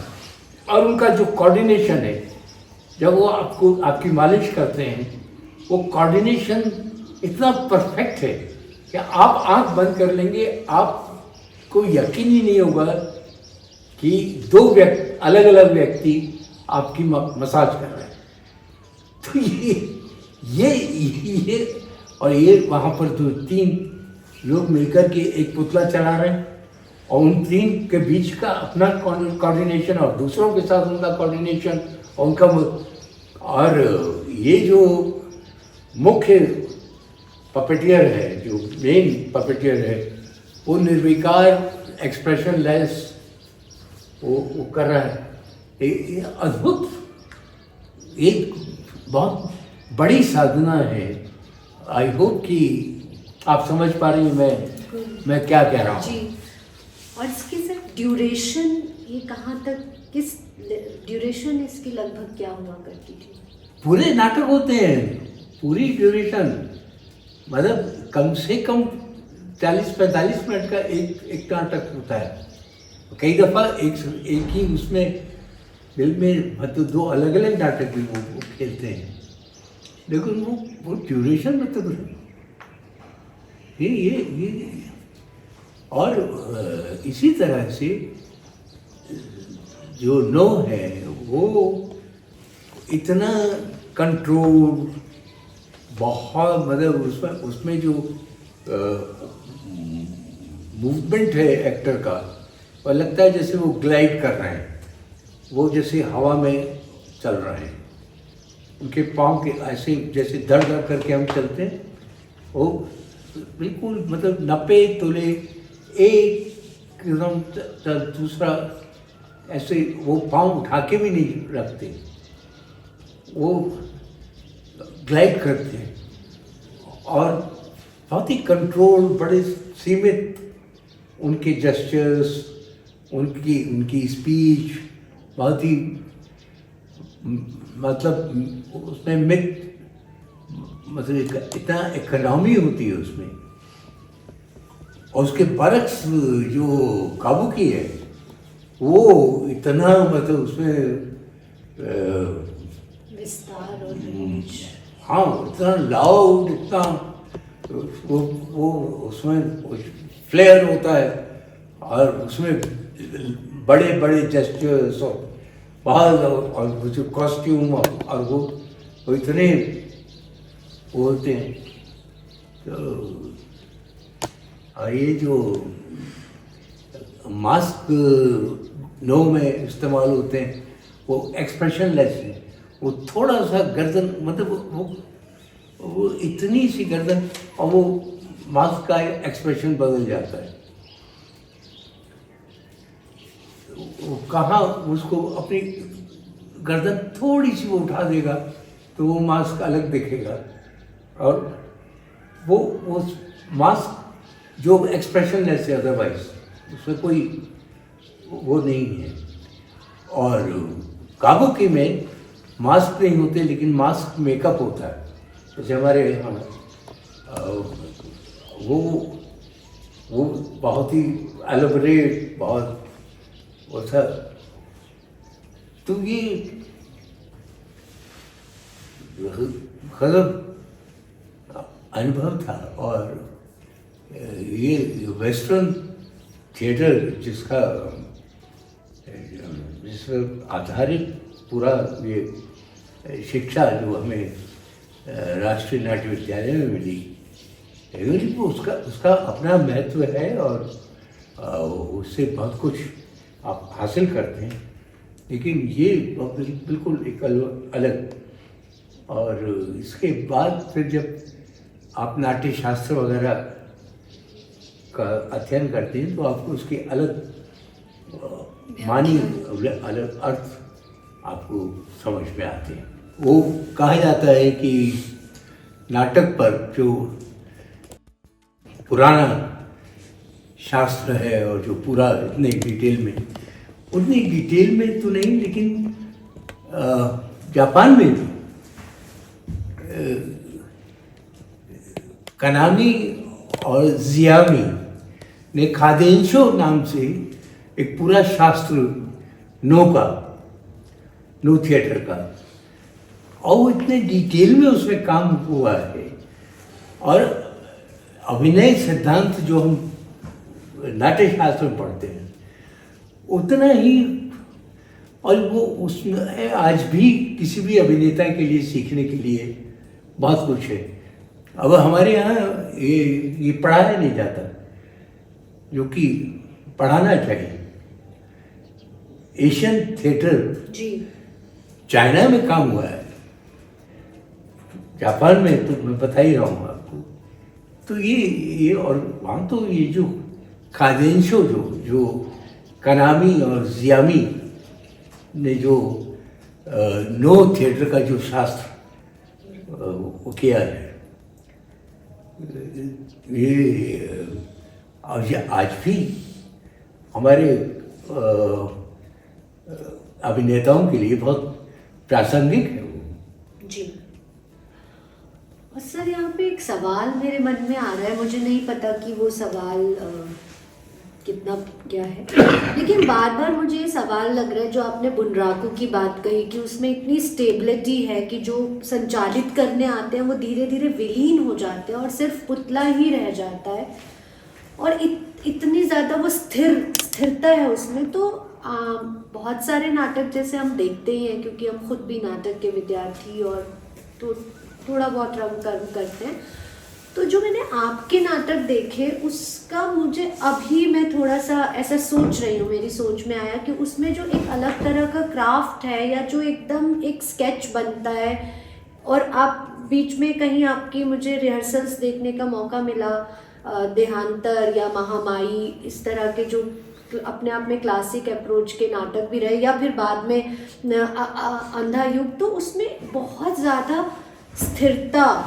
और बहुत ज़्यादा एक अलग तरह की यतियाँ गतियाँ, अपनी अलग तरह की भंगिमाएं मुझे देखने को मिली जो बिल्कुल हमें बांध लेती हैं। तो कहीं ना कहीं क्या ऐसा हुआ कि वो सब एक ये कॉन्शियसली तो नहीं, लेकिन अगर आपको ऐसा लगा है तो शायद मतलब वो जो अनुभव है मेरा जापान के 2 साल का इस इन थिएटर्स का, बुनराकू और नो काबुकी, उसका कहीं ना कहीं कोई प्रभाव तो निश्चित रूप से। जब आप डायरेक्शंस देते हैं कुछ ऐसी बातें आती हैं कि एकदम स्थिरता और एक्सप्रेशंस कैसे होने चाहिए कि हम बहुत ऐसे दिखाएं ना, लेकिन उसके बाद भी वो भाव जो भीतर का है तो किसी भी अभिनय के लिए किसी भी उसे वो तो आवश्यक है। और ये जो मैंने कहा कि ये जो बुनराकू के जो पुतली संचालक है जी, वो और उस पुतली का जो संबंध है वो जब मतलब आप देखिए कि वेस्टर्न उसमें भी स्टैनिस्लवस्की जब थर्ड आई की बात करते हैं, और ये कि आप पात्र के अंदर हैं भी और आप अपने को देख भी रहे हैं साइमल्टेनियसली, तो एक तटस्थ था। और ये फिलोसॉफिकल वो भी है कि आप कर्म कर रहे हैं लेकिन आप उसमें इन्वॉल्व नहीं हैं। आप उससे तटस्थ रह करके आप कर्म कर रहे हैं, ये मेरा कर्म है, ये मुझे करना है। आप अगर उसमें इन्वॉल्व हो गए तो ये जो गीता की बात है कि जो हमें समझाती जी। है, तो वही एक्टर और कैरेक्टर का संबंध है। अब आप चाहे कोई भी नाटक कीजिए और उसे हम वहाँ पर साक्षात देखते हैं कि वो जो संचालन कर रहा है पुतले का, उसमें कोई भाव नहीं है, वो एकदम निर्लिप्त, एकदम तटस्थ, भावहीन। और पुतला जो है वो रो भी रहा है, वो उछल भी रहा है, वो तलवार भी चला रहा है, वो सब कर रहा है। तो अब ये और इसीलिए नाट्य शास्त्र में अभिनेता को योगी की संज्ञा दी जाए।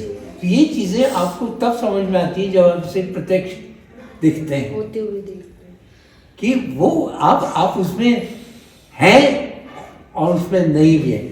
अच्छा, अब आप ये देखिए कि वो भावहीन जो दिख रहा है, वो अगर उसमें ना हो तो पुतले को संचालित तो वही कर रहा है, वही उसको रुला रहा है, वही उसको वो कर रहा है, एनिमेट कर रहा है।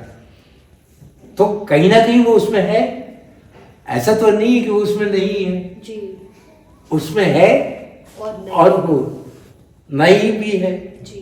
तो ये जो है ये एक साधना, मैंने जो कहा आपसे, तो ये और इस वजह से अभिनय बहुत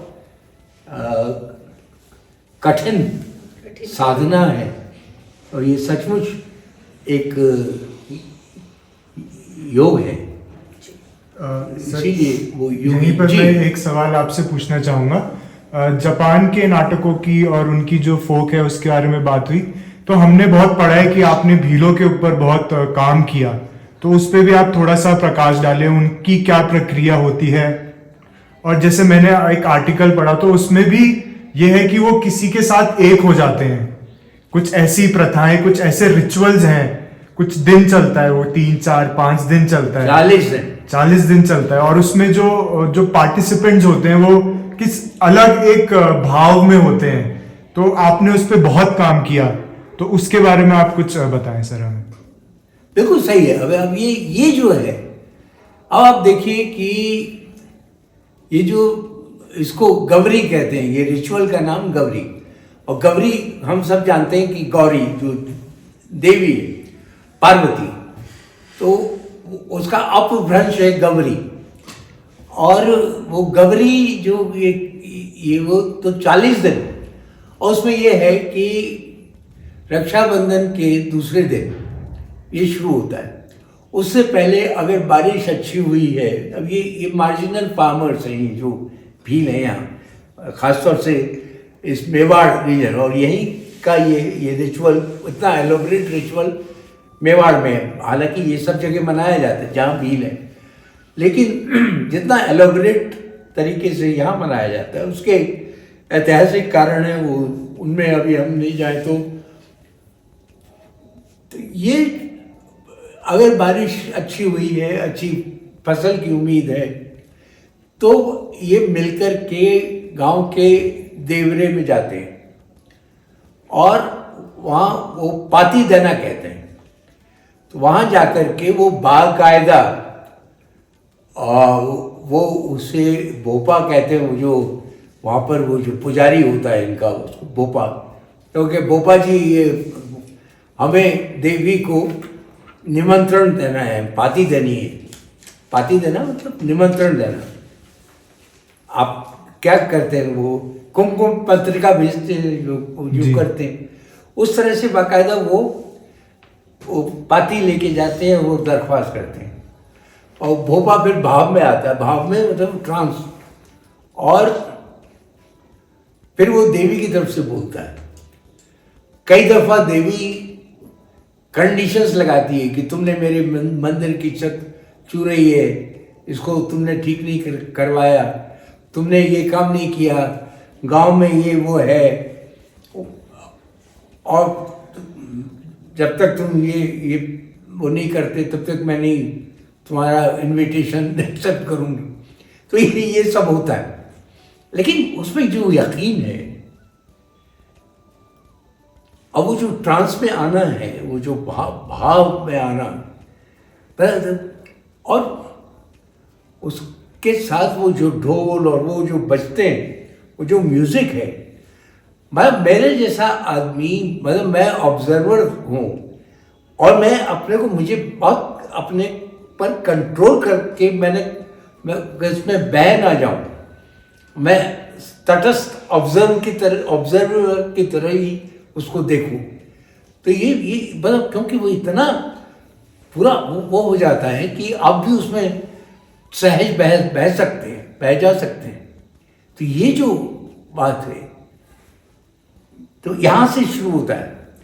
तो बाकायदा आप आमंत्रित, अब अगर देवी ने आपका आमंत्रण स्वीकार कर लिया, आपकी पाती उसने स्वीकृत कर ली, तो फिर वो रक्षाबंधन के दूसरे दिन से ये माना जाता है कि अब देवी का अवतरण हो गया। वो सुबह जो है वो सारे लोग करके, और जिस दिन पाती देते हैं उसी दिन से वो तैयारियां शुरू हो जाती हैं। मंदिर में ही दर्जी बैठ कर के उनके जो मुख्य भोपा और इस तरह के जो मुख्य चरित्र जो वो करते हैं, उनके कपड़े वहाँ सिलना, लास्ट ईयर के कपड़े दोबारा काम नहीं आएंगे, कोरे सिलेंगे, नए सिलेंगे। और वो जो मास्क है जो इस्तेमाल होता है, बूढ़िया कहते हैं, वो शंकर का है, तो वो मास्क जो है उसको रंगा जाएगा नए सिरे से, उस पर ये चमकीले ये पन्नियाँ चढ़ाई जाएंगी, चिपकाई जाएंगी और उसका श्रृंगार किया जाएगा। और फिर वो जब शुरू होगा तो ये माना जाता है कि उन 40 दिनों तक वो देवी यहाँ पर उसका वास है गांव में। तो स्त्री गमन नहीं करेंगे, मांस मदिरा का उपयोग नहीं करेंगे, और वो पूरा वो ट्रांसफॉर्म हो जाता है। न केवल भील उनका वो, बल्कि पूरा गांव एक तरह से, मतलब वो गांव एक अलग पहचान, एक अलग स्तर अख्तियार कर लेता है। अब देखिए कि ये अपने आप में पूरा, और रिचुअल जो है, तो थिएटर भी कितना ही आधुनिक नाटक आप करें, वो करें, एक लेवल पर वो रिचुअल भी है ना। यदि आपका यकीन, मतलब आपको मालूम है कि आप वो पात्र नहीं है जो आप कर रहे हैं जी, आप कुछ और हैं, लेकिन आप वो हैं। आपको मालूम है कि ये जो है ये मंच है, लेकिन वो मंच ट्रांसफॉर्म हो जाता है, वो कोई और स्थानिकता ग्रहण कर लेता है, कम से कम उतने समय के लिए जितना समय वो नाटक वहां पर घटित हो रहा है। तो ये जो चीज है, ये अद्भुत, और ये जो, और आपने कहा भी, मतलब आप में एक लेवल पर इतनी क्या कहना चाहिए, सरलता होती है। और कोई भी अभिनेता अगर सरल नहीं है तो वो अच्छा अभिनेता हो नहीं सकता। और इन आदिवासियों में मैंने जब इनके साथ काम किया तो मैंने सीखा कि कितने सरल हैं, और क्योंकि वो सरल है तो वो बहुत आसानी से पेड़ बन जाते हैं, उतनी आसानी से वो समुद्र बन जाते हैं, उतनी आसानी से वो कोई पक्षी बन जाते हैं, उतनी आसानी से वो कोई पशु बन जाते हैं, उतनी आसानी से वो महाराणा बन जाते हैं, उतनी आसानी से वो देवी या राक्षस बन जाते हैं। वो इतनी सरलता है। अब वो सरलता के बिना आप वो सरलता अपने आप को निगेट करना नहीं है, अपना विस्तार है। और उस विस्तार में फिर नदी, नाले, राक्षस, देवता सब समाज जाते हैं। तो ये मैंने सीखा उनसे। ये मेरी it was a great education for me personally. Sir, वहाँ अपने अमर बीज, काल कथा, यम गाथा, ये कैसे निकलती चली गई ये कथाएं, और अब ये लगता है कि हम लोग अब महरूम हैं, मतलब अब देख नहीं सकते। जिसमें मुझे जो थोड़ा सा मुझे पढ़ने का मौका मिला उसके बारे में, तो यमगाथा यमगाथा अलग था। यमगाथा भीलों के साथ नहीं हुआ, जिसमें दूध यमगाथा वो कुल्हाड़ी मारता है, और वो काल कथा वो कुल्हाड़ी वाला जो है वो भी काल कथा नहीं है, वो अमर बीज है। अमर बीज। तो वो उस अमर बीज पे कुछ अमर बीज को एक्सप्लेन कर सकते हैं? अब अमर बीज, अब देखिए इस तरह की कहानी भीलों के बीच ही हो सकती है। ये वो धारिया भील जंगल में जाता है और एक बड़ के पेड़ को काटने के लिए चुनता है। पहली कुल्हाड़ी मारता है तो पानी निकलता है, बहुत स्वादिष्ट मीठा पानी। वो खुश हो जाता है। फिर वो दूसरी कुल्हाड़ी मारता है तो दूध निकलता है, और वो और अचंभित भी होता है और खुश भी होता है। और फिर जब वो तीसरी कुल्हाड़ी मारता है तो खून निकलता है, और इतना खून निकलता है कि खून का समुद्र हो जाता है, और उस समुद्र में सारी सृष्टि डूब के नष्ट हो जाती है। और ये देखिए कि एक तो वो सरलता जिसकी बात है, उस सरलता में ही गहराई संभव है। अब इससे सरल कोई कहानी हो सकती है, लेकिन कितना गहरा अर्थ इस कहानी में आप बरामद करते हैं। और प्रकृति से आपका रिश्ता, आज जो हम ये सारी बात करते हैं, एनवायरनमेंट और ये और वो और तमाम, मतलब आप सोचिए कि ये समझ ये आदिवासियों में ही संभव है जो हम खो चुके हैं, क्योंकि हमने अपनी सरलता खो दी और हम वाइज हो गए हैं। सैपियंस, लैटिन में सैपियन का अर्थ वाइज, होमो सैपियन, वाइज मैन, वाइज प्रजाति। तो हम इतने वाइज हो गए हैं कि हमने वो सरलता खो दी है, और उस सरलता के चलते हमने वो संबंध जो प्रकृति के साथ, जो जीवन के साथ, प्रकृति ही नहीं जीवन के साथ जो, और वो सरलता, हाँ, और उनसे मैंने वो सरलता, वो ह्यूमिलिटी सीखी। और आप देखिए कि जितना बड़ा आर्ट है वो सरफेस पर बहुत सरल लगता है हमें। जितनी मतलब कोई भी कबीर की बात इन्होंने की थी, रमा ने, कबीर का कोई भी वो देखिए कि चलती चाकी देख के दिया कबीरा रोए, दो पाटन के बीच में साबुत बचा न बोए। अब ये चक्की के उस बिम्ब से कितनी बड़ी बात हो, और दो पार्ट जो है, अब ये कौन से दो पार्ट हैं जिनके बीच में आप पिस रहे हैं। और तो ये जो है, अब ये इस सरलता में ही विजडम है, जिसे हम नहीं समझ रहे। तो इस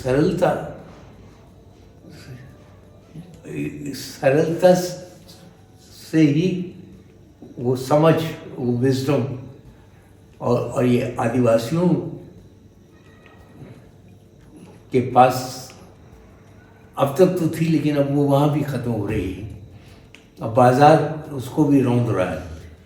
ये एक बहुत दुर्भाग्य।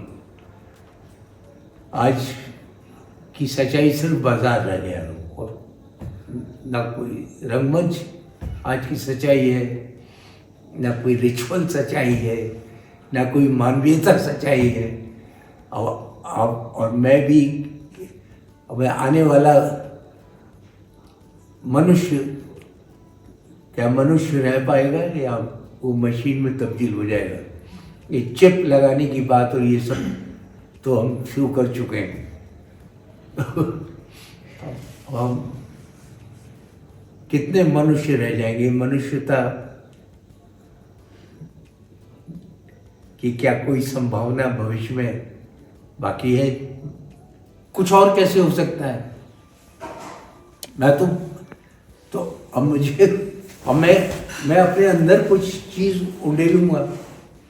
अब अगर ये गिलास यहाँ तक भरा हुआ है तो इसमें कुछ और कैसे डाला जा सकता है? तो क्या मैं अपने को खाली करता हूं, या मैं अपने को इस गिलास में भरता हूं? तो फिर तो मैं रहूंगा ना, वो फिर पात्र का हूं। तो क्या है वो, कैसे होता है? तो ये जो है, और यही, मतलब जब वो वहाँ जाते हैं और वो देवी को वो निमंत्रण देते हैं, तो वो ये मानते हैं कि देवी है। और वो जो भोपाल ट्रांस में आता है और वो जब देवी की तरफ बात करता है, देवी की तरफ से, तो वो मानते हैं कि देवी है ये।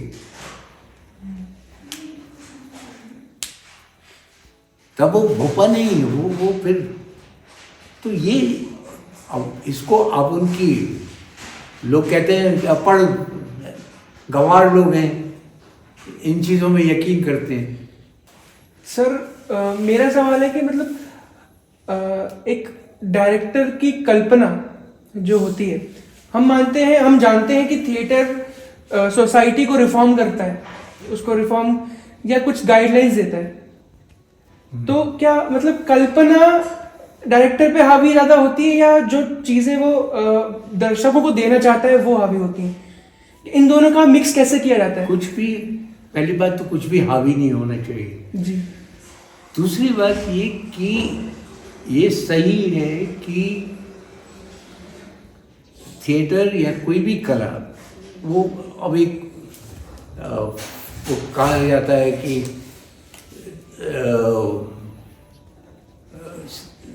कला समाज का दर्पण है, जी। या थिएटर एजुकेशन का माध्यम है। अब एजुकेशन को आप बहुत सीमित करके देखेंगे तो आप एजुकेशन की भी हत्या करेंगे और थिएटर की भी हत्या करेंगे। दूसरी बात ये कि वो तो है ही कि समाज की जो स्थितियां, विसंगतियां, अच्छाइयाँ बुराइयाँ, उन पर तो कमेंट थिएटर करता ही करता है, लेकिन उसके साथ ही साथ वो और भी बहुत कुछ करता है। वो एक पूरी एक अनुभव की प्रक्रिया इसके साथ जुड़ी होती है।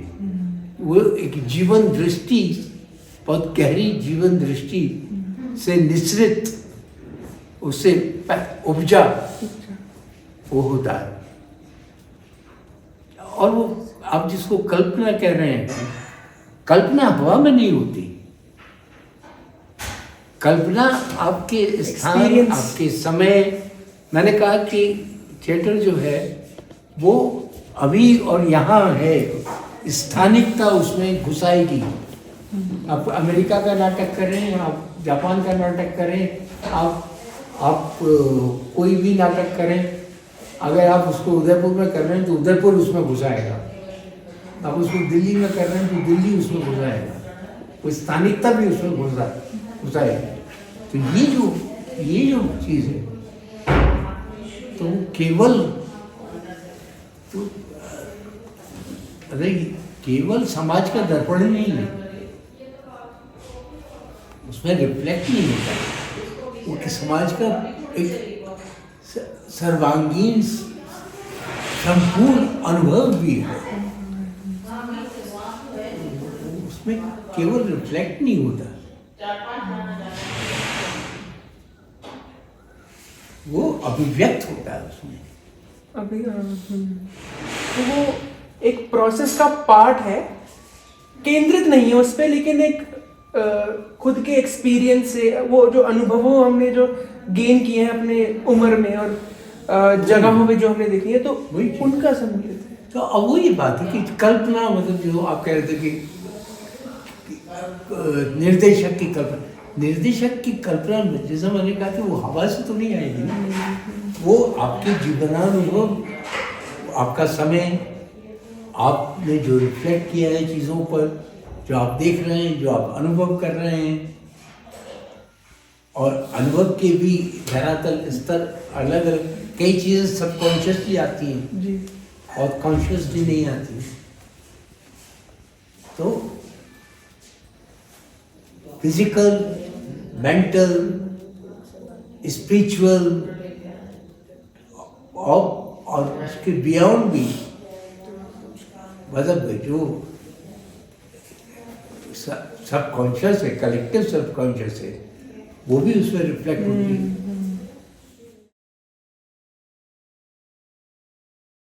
अंतःपुर का उजाला मन के अंधेरे को तो नहीं मिटा सकता ना। देव सब शुभ करेंगे। चंद्रवंश का पुण्य इतना क्षीण नहीं हो गया है। पुण्य क्षीण न होता तो शुक्र कुपित ही क्यों होते। लेकिन उन्होंने तो अपना शाप लौटा लिया है ना। भोली हो तुम, एक की लौ से दूसरा दीपक तो कोई भी जला देगा, किंतु क्या देवी? अपना दीपक बुझाकर उसका तेल दूसरे दीपक में कौन डाल देगा मंगला? दासी समझी नहीं। चक्रवर्ती के बल पौरुष का दीपक तभी जल सकेगा जब कोई अपना यौवन उन्हें देकर उनका बुढ़ापा स्वेच्छा से ले ले।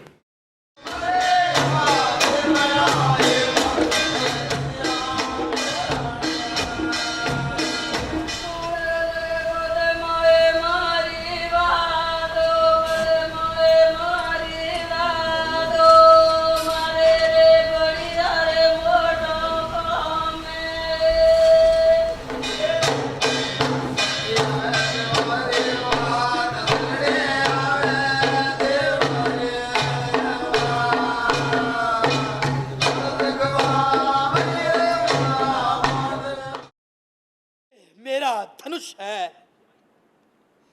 धनुष अश्वत्थामा का, जिसकी प्रत्यंचा खुद द्रोण ने चढ़ाई थी। आज जब मैंने देखा दुर्योधन को निशस्त्र, दीन, आंखों में आंसू लिए, मैंने मरोड़ दिया अपना ये धनुष। गरीब जनता की आत्मा में शायद मैं हूँ, नहीं तो मेरी बातों का, मेरे उपवासों का असर क्यों हुआ होता उन पर? हिंसा की धधकती आग में जल रहे लोग शायद मुझे जिंदा रखना चाहते हैं।